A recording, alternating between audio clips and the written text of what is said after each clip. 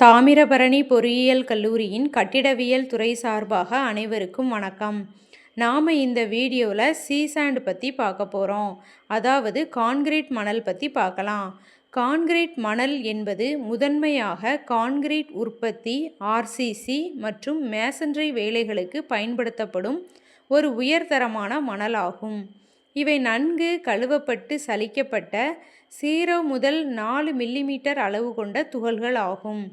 அடுத்ததாக சீசாண்டின் பண்புகள் பற்றி பார்க்கலாம்.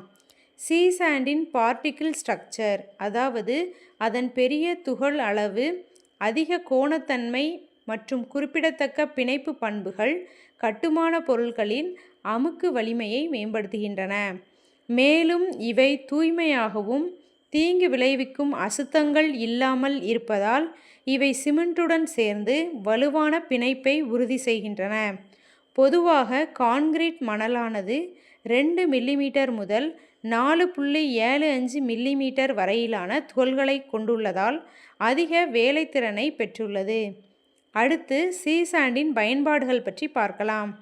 கான்கிரீட் தயாரிப்புகளில் முதன்மையாக பயன்படுகிறது. கட்டுமான வேலைகளிலும் மற்றும் பேவர் கற்கள், குழாய்கள் பதிப்பதற்கு அடித்தளமாக விளங்குகிறது. மேலும் வடிகால் அமைப்பை மேம்படுத்த பயன்படுகிறது. நன்றி.